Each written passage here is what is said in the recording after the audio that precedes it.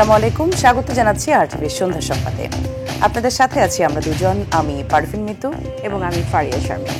শাপলা চত্বরে হেফাজতে ইসলামের সমাবেশে গণহত্যার মামলায় পলাতক সাবেক প্রধানমন্ত্রী শেখ হাসিনা, ইমরান এইচ সরকার সহ 9 জনের বিরুদ্ধে গ্রেপ্তারি পরোয়ানা জারি করেছে আন্তর্জাতিক অপরাধ ট্রাইব্যুনাল। শাপলা চত্বরের ঘটনায় গণজাগরণ মঞ্চের সরাসরি জড়িত থাকার প্রমাণ পাওয়ার কথা জানান ট্রাইব্যুনালের চিফ প্রসিকিউটর। অরণ্য গফুরের রিপোর্ট।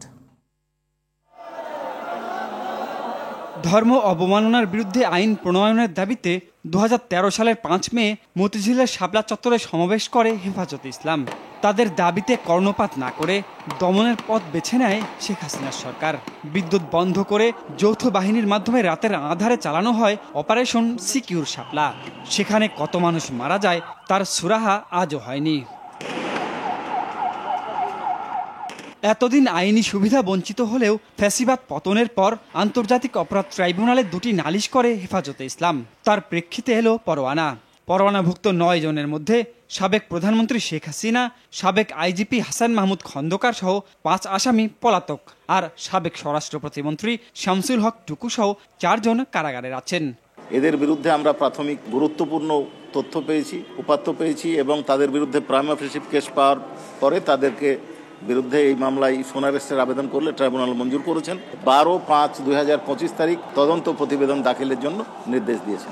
গণজাগরণ মঞ্চ শাপলা হত্যাকাণ্ডের পটভূমি তৈরি করায় মুখপাত্র ইমরান এইচ সরকারের বিরুদ্ধে পরোয়ানা জারি করা হয়েছে বলে জানান চিফ প্রসিকিউটর। হেফাজতের কর্মীদেরকে হত্যাকাণ্ডের সময় গণজাগরণ মঞ্চের কর্মীরা, নেতাকর্মীরা সশরীরে অংশগ্রহণ করেছে বলে আমাদের তদন্ত সংস্থার কাছে তথ্য প্রমাণ পাওয়া গিয়েছে। এর বাইরে ইমরান এইচ সরকার গণজাগরণ মঞ্চের মুখপাত্র হিসাবে প্রাইম মিনিস্টার থেকে শুরু করে স্বরাষ্ট্রমন্ত্রী, র্যাবের প্রধান বিভিন্ন সময় বৈঠক করে এই শাপলা চত্বরে যে পরিচালিত অভিযান ছিল সেটির পরিকল্পনায়ও তিনি অংশগ্রহণ করেছিলেন। আদালতের এই আদেশে 1 যুগ পর বিচার পাবার আশা করছে হেফাজতে ইসলাম।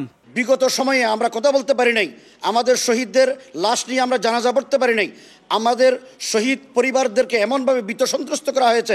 এই মামলায় 50 জনের বেশি ব্যক্তিকে আসামি করা হয়েছে। যেভাবে হত্যাকাণ্ড তারা চালিয়েছে। অরণ্য গফুর, RTV, ঢাকা। রূপপুর পারমাণবিক বিদ্যুৎ কেন্দ্র নির্মাণের নামে বিপুল পরিমাণ অর্থ লোপাটের অভিযোগে দুদকের আবেদনের প্রেক্ষিতে ক্ষমতাচ্যুত সাবেক প্রধানমন্ত্রী শেখ হাসিনা, পুত্র সজীব ওয়াজেদ জয়, ছোট বোন শেখ রেহানা সহ পরিবারের 8 জনের বিরুদ্ধে বিদেশ যাত্রায় নিষেধাজ্ঞা দিয়েছেন আদালত। তারা সবাই বিদেশে অবস্থান করছেন। সাংবাদিকদের এমন প্রশ্নের জবাবে দুদক মহাপরিচালক বলেন, তাদের বিদেশে অবস্থান করার কোনো দালিলিক প্রমাণ নেই, তাই নিষেধাজ্ঞা চাওয়া হয়েছে। এছাড়া 450 কোটি টাকার সন্দেহজনক লেনদেন ও 16 কোটি টাকার অবৈধ সম্পদ অর্জনের অভিযোগে সাবেক শিল্প প্রতিমন্ত্রী ওমর ফারুক চৌধুরী ও তার স্ত্রীর বিরুদ্ধে মামলা করেছে দুদক।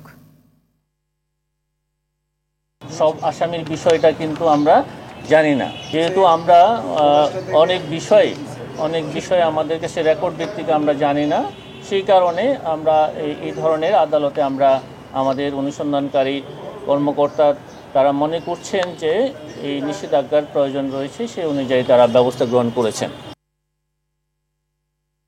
জুলাই গণ অভ্যুত্থানে রাজধানীর বিভিন্ন থানায় দায়ের করা পৃথক হত্যা মামলায় আওয়ামী লীগ সরকারের মন্ত্রী, এমপি সহ নিষিদ্ধ সংগঠন ছাত্রলীগ নেতাদের বিভিন্ন মেয়াদে রিমান্ডের আদেশ দিয়েছেন আদালত। একই সাথে ভাটারা থানায় হত্যা মামলায় সালমান এফ রহমান ও সাবেক মেয়র আতিকুল ইসলাম এবং ধানমন্ডি থানার একটি হত্যা মামলায় সাবেক সচিব মহিবুল হককে গ্রেপ্তার দেখানো হয়েছে। ঢাকার মেট্রোপলিটন ম্যাজিস্ট্রেটের আদালত শুনানি শেষে এসব আদেশ দেন। ধানমন্ডি থানার হত্যা মামলায় সাবেক আইসিটি প্রতিমন্ত্রী জুনায়েদ আহমেদ পলকের ফের 3 দিনের রিমান্ড মঞ্জুর করেন আদালত।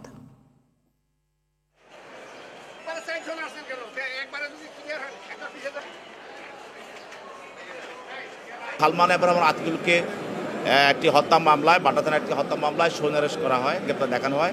স্বরাষ্ট্রমন্ত্রী কামালের ছেলে জ্যোতি, তাকে একটি মামলায় 5 দিন রিমান্ড প্রার্থনা করা হয়, তাদের রিমান্ড 3 দিন রিমান্ড মঞ্জুর করেন এবং সাবেক অবৈধ এমপি সোলাইমান সেলিমের বিরুদ্ধেও 3 দিন রিমান্ড মঞ্জুর করা হয়। ভোটে ভয় পায় বলে সংস্কার সহ নানা উসিলায় নির্বাচন পেছানোর ষড়যন্ত্র করছে একটি বিশেষ মহল। জামাতকে ইঙ্গিত করে বিএনপির স্থায়ী কমিটির সদস্য মির্জা আব্বাস বলেন, কোনো কিছুতে তাদের সমস্যা নেই, শুধু নির্বাচনেই তাদের সমস্যা, কারণ নির্বাচনে জয়লাভ করতে পারবে না। বলেন, আওয়ামী লীগের চাঁদাবাজরা বিএনপি এবং জামায়াতে ঢুকে পড়ছে, তাদের রুখে দিতে দলের নেতাকর্মীদের সতর্ক থাকার আহ্বান জানান আব্বাস। বিএনপিতে কোনো চাঁদাবাজের জায়গা হবে না জানিয়ে তাদের পুলিশে সোপর্দ করার পরামর্শ দেন তিনি। দুপুরে শাহজাহানপুরে ৩১ দফা কর্মশালায় এসব কথা বলেন তিনি। দেশের লোক যদি ভোট দিয়ে আপনাদের ক্ষমতায় নেয়, আপনাদের কি আছে? ভোটে আসেন, ভোটকে ভয় পান কেন? নির্বাচনকে ভয় পান কেন আপনারা? অনেক চাঁদাবাজ কিন্তু আওয়ামী লীগের এখন দলের মধ্যে আছে, বিএনপিতে আছে, জামাতে আছে এবং অন্য সংগঠনের সঙ্গে ঢুকে গেছে। তারা সব দলেই কম বেশি আশ্রয় নিয়ে নিয়েছে। ওই সমস্ত লোকগুলোকে চিহ্নিত করেন, চিহ্নিত করে দল থেকে বের করে দেন কিংবা পুলিশকে হাতে সোপর্দ করেন। 4 দিনের সফরে কাল বাংলাদেশে আসছেন জাতিসংঘ মহাসচিব অ্যান্তোনিও গুতেরেস। শুক্রবার সকালে প্রধান উপদেষ্টা ডক্টর মোহাম্মদ ইউনূসের সঙ্গে আনুষ্ঠানিক বৈঠক করবেন তিনি। এরপর কক্সবাজারের রুকিয়ায় রোহিঙ্গা শিবির পরিদর্শন করবেন দুই নেতা। সফরে রোহিঙ্গা নেতা, যুব প্রতিনিধি ও নারীদের সঙ্গে জাতিসংঘ মহাসচিবের আলাদা বৈঠকের কথা রয়েছে। আরও জানাচ্ছেন শাকিলা করিম। রোহিঙ্গাদের খাবারের জন্য মাসিক বরাদ্দ $12.5 থেকে কমিয়ে $6 করেছে বিশ্ব খাদ্য কর্মসূচি, যা এপ্রিল থেকে কার্যকর হবে। বিশাল জনগোষ্ঠীর খাবার খরচ জোগানোর চিন্তায় সরকার। ঠিক এমন সময় বাংলাদেশ সফরে আসছেন জাতিসংঘের মহাসচিব। সফরের দ্বিতীয় দিন শুক্রবার সকালে প্রধান উপদেষ্টার সঙ্গে আনুষ্ঠানিক বৈঠক করবেন জাতিসংঘ মহাসচিব। এরপর দুজনে যাবেন কক্সবাজারের উখিয়ায় রোহিঙ্গা শিবির পরিদর্শনে। এ সফরে রোহিঙ্গা সংকট নিয়ে ফলপ্রসূ আলোচনা হবে বলে আশা প্রধান উপদেষ্টার প্রেস সচিবের। ওদের জন্য যে হিউম্যানিটারিয়ান যেটা এইড, এটা শার্পলি ডিক্লাইন করেছে এবং এই ডিক্লাইনটা কিভাবে অ্যারেস্ট করা যায়, এবং আমরা আশা করছি যে তার ভিজিটের মাধ্যমে এইটা এফার্টগুলো রিডাবল হবে to mobilise aid for the Rohingya people. Professor Yunus বারবার চাচ্ছেন এবং যখনই ইন্টারন্যাশনাল ডিগনিটারি তার সাথে কথা বলতে আসছেন, উনি কিন্তু এই রোহিঙ্গা ক্রাইসিসটা হাইলাইট করছেন। 2017 সালে রোহিঙ্গা ঢলের পর থেকে নানা ইস্যুর কারণে বিষয়টি বিশ্ববাসীর নজর থেকে দূরে সরে যাচ্ছিল। জাতিসংঘ মহাসচিবের সফরের ফলে তা আবারও আলোচনায় আসতে যাচ্ছে। গ্লোবাল যারা সুপার পাওয়ার বা রিজিওনাল, তাদের মধ্যে ইন্টারেস্ট তৈরি হয়, এটা আমরা আশা করব উনি একটা ভালো মেসেজ দিবেন। এর ফলে আমরা খুব early resolution of this crisis আমরা চাই, যাতে রোহিঙ্গারা তাদের রেসপেক্ট এবং ডিগনিটি নিয়ে তাদের দেশে ফিরে যেতে পারেন। রোহিঙ্গা ইস্যু ছাড়াও সাম্প্রতিক সময়ে জাতিসংঘ মহাসচিবের বাংলাদেশ সফরকে বিশেষ গুরুত্বের সাথে দেখা হচ্ছে। এটা ওনার সেকেন্ড ভিজিট হবে। শাকিলা করিম, RTV, ঢাকা। MBBS ও BDS ডিগ্রিধারী ছাড়া কেউ ডাক্তার পদবি ব্যবহার করতে পারবে না বলে আদেশ দিয়েছেন হাইকোর্ট। মেডিকেল ও ডেন্টাল কাউন্সিল আইনের বিধান প্রশ্নে জারি করা রুলের শুনানি শেষে এই আদেশ দেওয়া হয়। হাইকোর্টের রায়ে প্রধান দাবি পূরণ হলেও বাকি 4 দাবি আদায়ে আন্দোলন চালিয়ে যাচ্ছে চিকিৎসক, শিক্ষার্থী ও ইন্টার্ন শিক্ষার্থীরা। সাদিয়া কানিজের রিপোর্ট। 5 দাবিতে বুধবার সকাল থেকে চিকিৎসকরা কর্মবিরতিতে গেলে ঢাকা মেডিকেল, সোহরাওয়ার্দী সহ দেশের বেশ কিছু হাসপাতালের বহির্বিভাগের সেবা বন্ধ হয়ে যায়। চিকিৎসা সেবা নিতে এসে ভোগান্তিতে পড়েন রোগীরা। দীর্ঘ সময় অপেক্ষা করে ফিরে যান অনেকে। কর্মসূচির কারণে বহির্বিভাগের চিকিৎসা কার্যক্রম। একই দাবিতে সারা দেশের চিকিৎসক, শিক্ষার্থী ও ইন্টার্ন শিক্ষার্থীরা দিনভর আন্দোলন করেন। এ অবস্থায় MBBS ও BDS ডিগ্রিধারী ছাড়া নামের আগে কেউ ডাক্তার পদবি লিখতে পারবে না বলে আদেশ দেন আদালত। আইন ভঙ্গ করে ডাক্তার পদবি ব্যবহার করলে ব্যবস্থা নেওয়ার নির্দেশ দেওয়া হয়। এখানে ম্যাটসগণ এবং DMF ডাক্তারগণ তারা দাবি তোলেন যে এখানে বৈষম্য করা হচ্ছে। সেই রিটটি আজকে খারিজ করে দেওয়া হয় এবং এই খারিজ করার মাধ্যমে আজ হতে BMDC 2010 যে আইনটি, অর্থাৎ MBBS এবং BDS চিকিৎসক ছাড়া কেউ ডাক্তার পদবি ব্যবহার করতে পারবে না। ডাক্তার পদবি এবং ডাক্তার সমর্থক যে কোনো শব্দ তারা ব্যবহার করতে পারবে না। আজকে এই রায়ের মাধ্যমে পরিষ্কার হয়ে গেল। আমরা DMF ডিগ্রিধারী ডিপ্লোমা চিকিৎসকগণ BMDC অ্যাক্ট অনুযায়ী আমরা চিকিৎসা সেবা প্রদান করে আসছিলাম। এই রায়ের প্রেক্ষিতে আমরা সন্তুষ্ট না। আমরা এই ব্যাপারে আমাদের আইনি প্রক্রিয়া যথাযথভাবে চালিয়ে যাব ইনশাআল্লাহ। রায় ঘোষণার পর বাকি 4 দাবি আদায়ে স্বাস্থ্য মন্ত্রণালয়ের উদ্দেশ্যে পদযাত্রা শুরু করলে হাইকোর্ট মোড়ে মেডিকেল শিক্ষার্থীদের আটকে দেয় পুলিশ। আরো 4টা দাবি আছে, সেই 4টা দাবির মেনে নেওয়ার ব্যাপারে কোনো আশ্বাস দেওয়া হয়নি বা ডিরেক্টলি মেনে নেওয়া হয়নি। এই 4টা দাবি মেনে নেওয়ার আগ পর্যন্ত আমরা কোনোভাবেই আন্দোলন বন্ধ করব না। একটা একটা মানুষের পক্ষে 20-25 হাজার টাকা দিয়ে কি ঢাকা শহরে চলা সম্ভব? আপনার পেটে যদি ক্ষুধা থাকে আপনি কিভাবে পড়াশোনা করবেন? আপনি কিভাবে দেশের জন্য কিছু করবেন? মন্ত্রণালয়ের পক্ষ থেকে স্পষ্ট কোনো বার্তা না পাওয়া পর্যন্ত আন্দোলন চালিয়ে যাওয়ার কথা জানান তারা। বিএমএফ এই যে ডিএমএফ এর হাত থেকে আপনি চিকিৎসা নিয়ে যারা ভুল চিকিৎসা পায়, যখন মারা যায় তখন আমাদের ডাক্তারদের উপরে দোষ হয়। ওভারঅল স্বাস্থ্য খাতের উন্নতির জন্য আমাদের দাবিগুলো, এটা শুধু আমাদের দাবি হওয়া উচিত না, এটা জনসাধারণ পুরো জনতার দাবি হওয়া উচিত। এমবিবিএস ও বিডিএস ছাড়া কেউ ডাক্তার লিখতে পারবে না এমন দাবিতে দেশের বিভিন্ন মেডিকেল কলেজের শিক্ষার্থীরা ক্লাস বর্জন সহ নানা কর্মসূচি শুরু করলে তাদের সাথে সংহতি জানান চিকিৎসক, ইন্টার্ন সহ অন্যান্যরা। সাদিয়া কানিজ, আরটিভি, ঢাকা। জাতীয়করণের দাবিতে প্রতিবন্ধী বিদ্যালয়ের শিক্ষকদের প্রধান উপদেষ্টার বাসভবন যমুনার দিকে যাত্রা পুলিশের বাধায় পণ্ড হয়ে যায়। পুলিশ তাদের ছত্রভঙ্গ করতে লাঠিচার্জের পাশাপাশি জল কামান ব্যবহার করে। এতে অন্তত 5 জন আহত হন। মাধ্যমিক শিক্ষা জাতীয়করণ সহ বেশ কিছু দাবিতে বাংলাদেশ শিক্ষক সমিতির বিক্ষোভ মিছিল পুলিশের বাধার মুখে পড়ে। খান আলমিনের রিপোর্টে থাকছে বিস্তারিত। প্রতিবন্ধী ও অটিস্টিক বিদ্যালয়গুলোর স্বীকৃতি ও এমপিওভুক্তির দাবিসহ 5 দফা দাবিতে দীর্ঘদিন ধরে জাতীয় প্রেস ক্লাবের সামনে অবস্থান করছিলেন শিক্ষকরা।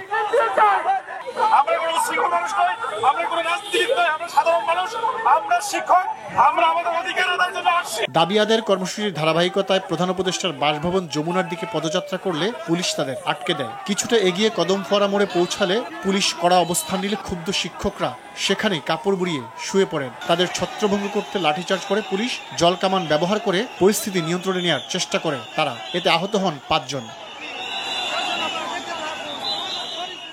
শিক্ষাক্ষেত্রে সরকারি ও বেসরকারি বৈষম্য দূর করার লক্ষ্যে মাধ্যমিক শিক্ষা জাতীয়করণ সহ ঈদের আগে শতভাগ উৎসব ভাতা, পূর্ণাঙ্গ বাড়ি ভাড়া ও চিকিৎসা ভাতার দাবিতে একই স্থানে বিক্ষোভ মিছিল করে বাংলাদেশ শিক্ষক সমিতি। মিছিলটি বিভাগীয় কমিশনার কার্যালয়ে যেতে চাইলে পুলিশ বাধা দেয়। 25 দিন যাবত আমরা এই প্রেস ক্লাবে অবস্থান করছি শুধু জাতীয়করণের আশা।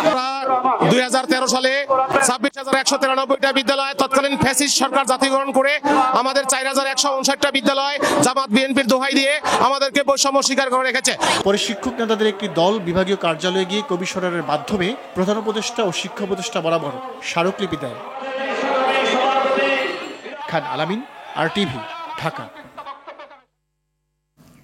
পাশবিক নির্যাতনের শিকার মাগুরার 8 বছরের শিশুর শারীরিক অবস্থার আরও অবনতি হয়েছে। তবে চিকিৎসকরা সর্বোচ্চ চেষ্টা চালিয়ে যাচ্ছেন বলে জানিয়েছেন প্রধান উপদেষ্টার প্রেস সচিব শফিকুল আলম। রাজধানীর বেইলি রোডের ফরেন সার্ভিস একাডেমিতে প্রেস ব্রিফিংয়ে এ কথা জানান তিনি। সংকটাপন্ন শিশুটিকে গত শনিবার ঢাকা মেডিকেল কলেজ হাসপাতালের পেডিয়াট্রিক ইন্টেনসিভ কেয়ার ইউনিট থেকে সম্মিলিত সামরিক হাসপাতালে সিএমএইচে পেডিয়াট্রিক আইসিইউতে স্থানান্তর করা হয়।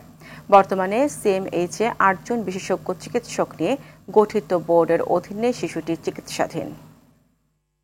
আমরা স্যাডলি হচ্ছে যে তার কন্ডিশন আরও ডিটোরিয়েট করেছে। আজকে তার সিজিএস মানে coma level has come down to 3 from 4. Brain stem and pupil reflex are lower than yesterday. And আমাদের ডাক্তাররা সিএমএইচে তারা প্রাণান্তর চেষ্টা করছেন। আমরা আপনাদের কাছে আমরা সবাই মিলে প্রার্থনা করি উনি সম্পূর্ণ সুস্থ হন। আমরা সবার কাছে তার জন্য দোয়া চাচ্ছি। জাতীয় ঐক্যমত কমিশনের কার্যক্রম চলমান থাকায় এবং সংস্কার কার্যক্রমের চূড়ান্ত প্রতিবেদন দেওয়ার আগেই নির্বাচন কমিশনের রাজনৈতিক দল নিবন্ধন, প্রবাসীদের ভোটের পদ্ধতি নির্ধারণ নিয়ে কার্যক্রম শুরু করা সাংঘর্ষিক, বিভ্রান্তিকর ও অযৌক্তিক বলে মন্তব্য করেছেন নির্বাচন সংস্কার কমিশনের প্রধান বদিউল আলম মজুমদার। সকালে আগারগাঁও মুক্তিযুদ্ধ জাদুঘরে জাতীয় কন্যা শিশু অ্যাডভোকেসি ফোরাম আয়োজিত আন্তর্জাতিক নারী দিবসের আলোচনা সভা শেষে এক প্রশ্নের জবাবে এ কথা বলেন তিনি। বিভ্রান্ত এড়াতে নির্বাচন কমিশন সরকারের সঙ্গে আলোচনা করবে বলেও আশা করেন বদিউল আলম মজুমদার। এটা কাম্য ছিল না, আমি মনে করি যে নির্বাচন কমিশন সরকারের সাথে আলাপ আলোচনা করার প্রয়োজন ছিল এবং একই সাথে যে আমরা যে সকল প্রস্তাবগুলো দিয়েছি সেগুলো আমলে নেওয়া, গুরুত্ব নেওয়া দরকার ছিল তাদের জন্য। এটা বিভ্রান্তি সৃষ্টি হতে পারে, কারণ সরকার সিদ্ধান্ত নিতে পারে এবং রাজনৈতিক দলের সাথে আলাপ আলোচনার ভিত্তিতে যে কতগুলো বিষয় ঐক্যমত্য হতে পারে। মাগুরায় 8 বছরের শিশু ধর্ষণকারীদের সরকার দ্রুত বিচার নিশ্চিত করবে বলে জানিয়েছেন আইন উপদেষ্টা আসিফ নজরুল। রাস্তাঘাটে মেয়েরা যেন যৌন নিপীড়নের শিকার না হয় সেজন্য আইন করারও চিন্তা করছে সরকার। সচিবালয়ে ধর্ষণ বিরোধী মঞ্চের 28 সদস্যদের প্রতিনিধি দল 5 দফা দাবিতে স্মারকলিপি দেওয়ার পর এসব কথা বলেন আইন উপদেষ্টা। তিনি আরও বলেন, স্বৈরাচার পতন আন্দোলনে মেয়েদের ভূমিকা ছিল। আজকে যারা বিভিন্ন গোষ্ঠী মেয়েদের আক্রমণ করছে তাদের বিরুদ্ধে সরকার জিরো টলারেন্স। ধর্ষণ বিরোধী মঞ্চ স্পেশাল ট্রাইব্যুনাল গঠন ও 1 মাসের মধ্যে শিশু আসিয়ার ধর্ষণের বিচার নিশ্চিত করে দৃষ্টান্ত স্থাপনের দাবি জানায়। এ সময় কুমিল্লার তনু ও গুলশানে মুনিয়া হত্যা বিচারেরও দাবি জানানো হয়। নতুন বাংলাদেশ গড়তে ব্যক্তি, সরকারি ও বেসরকারি সব পর্যায়ে উদ্যোগ জরুরি, এমনটি জানিয়েছেন committee for alternative development foundation CADF এর কর্মকর্তারা। সকালে জাতীয় প্রেস ক্লাবে আকিজ গ্রুপ ও ব্যাকমেন্সের সহযোগিতায় সংবাদ সম্মেলনে এই কথা বলেন তারা। আকিজ গ্রুপের চেয়ারম্যান শেখ নাসির উদ্দিনের নেতৃত্বে ও ব্যাকমেন্সের সহযোগিতায় গঠিত প্রতিষ্ঠানটি দেশ বিনির্মাণে বিভিন্ন প্রকল্প গ্রহণ করেছে। জুলাই আন্দোলনে আহত 24 জনের চোখের সার্জারির পাশাপাশি আরও 120 জন আহতের চিকিৎসার ব্যবস্থা করেছে তারা। পাকিস্তানের বেলুচিস্তানে ছিনতাই হওয়া জাফর এক্সপ্রেস থেকে নিরাপত্তা বাহিনীর বিশেষ অভিযানে অন্তত 190 জিম্মিকে উদ্ধার করা হয়েছে। এছাড়া বিদ্রোহীদের সঙ্গে তীব্র সংঘর্ষে নিহত হয়েছে 30 সশস্ত্র বিদ্রোহী। নিরাপত্তা বাহিনীর অভিযান এখনও চলছে। তবে সশস্ত্র বিদ্রোহীরা আত্মঘাতী অবস্থায় যাত্রীদের সঙ্গে অবস্থান করায় ব্যাহত হচ্ছে উদ্ধার কাজ। এমন অবস্থায় বেলুচিস্তান থেকে এবং অভিমুখে সকল ধরনের ট্রেন চলাচল বন্ধ করে দেওয়া হয়েছে। গেল সকালে কোয়েটা থেকে পেশওয়ারের উদ্দেশ্যে রওনা হওয়া জাফর এক্সপ্রেস ট্রেনটি বেলুচিস্তানের দারদার এলাকায় পৌঁছলে সশস্ত্র বিদ্রোহীরা হামলা চালায়, যেখানে সন্ত্রাসীরা প্রায় 400 যাত্রীকে জিম্মি করে। চ্যাম্পিয়ন্স লিগে কোয়ার্টার ফাইনাল নিশ্চিতে আলাদা ম্যাচে রাতে মাঠে নামছে বড় দলগুলো। রাত 12:15টায় লিলে বিপক্ষে লড়বে জার্মান জায়ান্ট বরুসিয়া ডর্টমুন্ড। অন্যদিকে নগর প্রতিদ্বন্দ্বী অ্যাথলেটিকো ও রিয়াল মাদ্রিদের লড়াই শুরু রাত 2টায়। একই সময়ে কোয়ার্টার ফাইনাল নিশ্চিতের লড়াইয়ে PSVর বিপক্ষে লড়বে আর্সেনাল। বিস্তারিত মাহফুজুল ইসলামের রিপোর্টে। প্রথম লেগে নগর প্রতিদ্বন্দ্বীদের বিপক্ষে 2-1 ব্যবধানে জিতে বেশ আত্মবিশ্বাসী রিয়াল মাদ্রিদ। অ্যাথলেটিকোর ঘরের মাঠে খেলা, তবে গ্যালারিতে দু দলের সমর্থকদের উপস্থিতি থাকবে সমানে সমান। অ্যাথলেটিকোর ডেরায় কোনো ইনজুরি সমস্যা না থাকলেও রিয়াল ডেরায় আছে সে সমস্যা। তা নিয়ে অবশ্য খুব একটা ভাবছেন না আনচেলত্তি। দলের মূল একাদশের প্রায় সব ফুটবলারের ফিট থাকার খবরে বইছে স্বস্তির বাতাস। এই ম্যাচে চেনা ফরমেশন 4-3-3-এ দলকে খেলাতে পারেন কোচ। আক্রমণ ভাগের মূল দায়িত্বে থাকছেন এমবাপ্পে। দুপাশ থেকে তাকে সঙ্গ দেবেন রদ্রিগো ও ভিনি জুনিয়র। পিএসভিকে প্রথম লেগে 7-1 ব্যবধানে উড়িয়ে দিয়ে কোয়ার্টারে 1 পা দিয়ে রাখা আর্সেনালের ডেরায় আছে ইনজুরি সমস্যা। গ্যাব্রিয়েল জেসুস আছেন ইনজুরিতে, থাই ইনজুরিতে সাকা। তবে প্রথম লেগে দারুণ জয়ের পর এসব নিয়ে খুব একটা ভাবনায় থাকার কথা না আর্সেনাল কোচ মিকেল আর্তেতার। এদিকে ডর্টমুন্ডকে লিলের বিপক্ষে দিতে হবে কঠিন পরীক্ষা। প্রথম লেগে 1-1 সমতায় শেষ হওয়ায় দ্বিতীয় লেগে মিলছে জমজমাট লড়াইয়ের আভাস। ডর্টমুন্ডের মূল একাদশের বেশ কয়েকজন ফুটবলার ইনজুরির কারণে থাকছেন মাঠের বাইরে। হেড টু হেডে দু দলের 3 বারের দেখায় সবগুলো ম্যাচই ড্র হয়। মাহফুজুল ইসলাম, RTV। সন্ধ্যা সংবাদ এ পর্যন্তই। রাতের সংবাদ রাত 11:15টায় দেখার আমন্ত্রণ রইল। ধন্যবাদ সবাইকে। ধন্যবাদ।